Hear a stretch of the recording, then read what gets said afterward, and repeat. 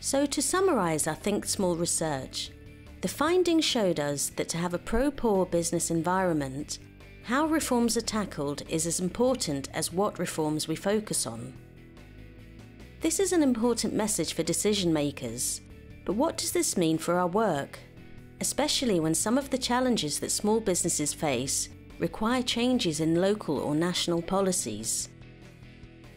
For example, some of the small business owners we spoke to said things like, "My biggest challenge is that the cost of cheaply imported foreign food is so low that I can't compete, and so I can't sell my goods and make a profit. The local tax rate is unfair and means that I have to pay more on my daily income just to be able to trade.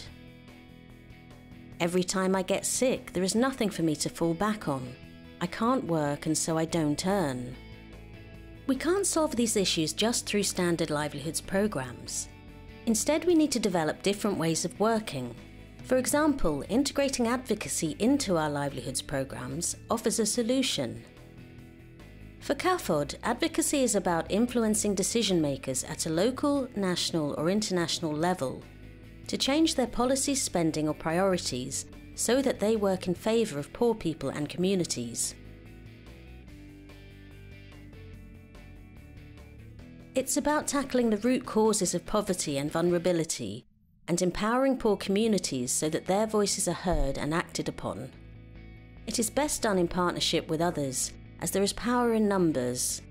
We can use advocacy to work towards a pro-poor business environment. For example, we might try and influence decision makers to build a road in a rural area so that a particular marginalised community we work with has market access. Or we might try to lobby decision makers to buy local rather than imported food for hospitals and schools to boost demand for small-scale food producers' products.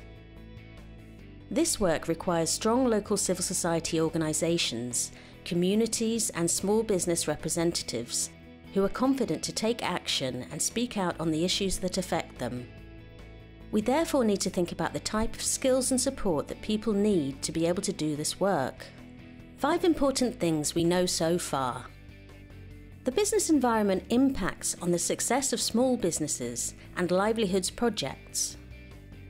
Small businesses know their own business best and will have important information about the business environment, how it affects them and what changes are needed. We need advocacy. Tackling challenges within the business environment may require more than programme support. Advocacy should be built into programme design and should support the capacity of local civil society and communities to influence policies that affect them. Building it in from the beginning can strengthen your programme outcomes. Advocacy is best done in partnership, as this builds the likelihood of success. There may be other civil society organisations who are also supporting small businesses that you could work with. This is just the start. You can join the process and shape the work. We'd love to hear from you. If you have any questions about enterprise development and supporting methodologies, please contact CAFOD's Livelihoods Advisor.